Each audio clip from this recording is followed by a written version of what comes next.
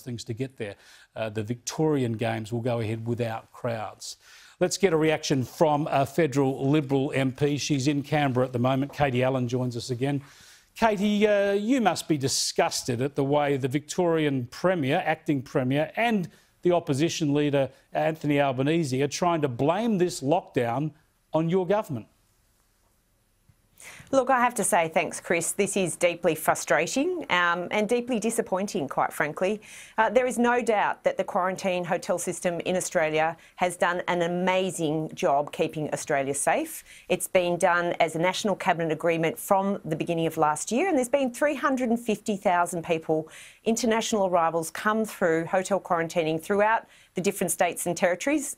Less so through Victoria, because last year they put up the white flag saying, well, we can't do this very well. So perhaps that's why they're critical of hotel quarantining, because they haven't actually been happy to do it previously and lift their or put their shoulder to the wheel perhaps as much as the other states, particularly New South Wales. But what I would say is, out of those 350,000 arrivals, about 1% have been positive, about 3,800 have been positive. And what's quite extraordinary is that we know with quarantining that there'll always be cases that become positive after 14 days. That's just a known scientific fact. And then you've got to add in there can be human error. So the fact that there's been 17 outbreaks shows that the quarantining system in Australia is absolutely excellent. But we know that there will always be small leaks from quarantining, and therefore we need to make sure contact tracing is of top quality. Of course, and we can look to but see in New South Wales that's what's happening. Yeah, of course. New South Wales, it proves the point. New South Wales has had far greater challenges than Victoria because it's had the lion's share of the hotel quarantine, but it's managed to deal with this. So Anthony Albanese, though, and James Merlino, they're just being so low. Now, I know why the Prime Minister doesn't want to hit back at them. He's trying to keep the National Cabinet together. But this is just so low. It's their own panic and incompetence exposed here, and they try and blame it on Scott Morrison. Look, I think the thing is that every Australian wants Victoria to succeed.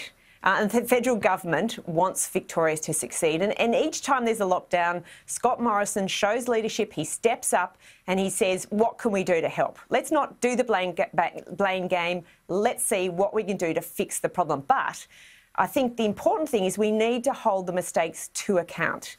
And that is so important, that we make sure we learn the lessons of what goes wrong with contact tracing, understand why, even though the federal government is the same across every state and territory, we keep having outbreaks in Victoria. We've had 4 lockdowns now. Why does this keep happening? But let me jump in again, because if we learn from our mistakes, Victoria should learn that its February lockdown was unnecessary. It did not prevent one infection. It was all contained already. And yet they've jumped the gun here and they're locking down the whole state again based on 25 infections from a known source. Well, you know, it seems that the problem is in the north part of Melbourne, and that there is an LGA that seems to be where most of the problem's coming from. So, you know, I don't understand why there wasn't early hotspot lockdowns, because that's what basically Gladys Berejiklian has done. She's gone with the hotspot lockdown approach, or the hotspot containment approach. And that is an approach that seems to work in New South Wales. So, look, I know we sent in Alan Finkel to take a team from Victoria up to New South Wales. It's incredibly frustrating to not be able to understand where the failures are occurring, but we need to move forward and we need to get to the other side of this. We know we'll get to the other side of this. It's deeply disappointing we had to get to this point, but let's hope we can make sure that Australia can get back on an even footing. We need to all be Australians together. And what people need to do is get tested if they've got symptoms. Indeed. If they've been in contact with anyone, isolate and get tested. And we need everyone to get out there and get vaccinated. Indeed, and presumably you and the other Victorian MPs will be largely staying in Canberra, sitting it out in Canberra? Absolutely. Well, we're not allowed to return because, you know, the lockdown's occurring. We won't be able to quarantine coming back. So who knows how long we'll be up here. Hopefully it'll be just for the week. Happy days. We've got a sitting week next week. Happy days. Thanks for joining us, Katie. I appreciate it. We're going to stay in Canberra now and catch up with the Queensland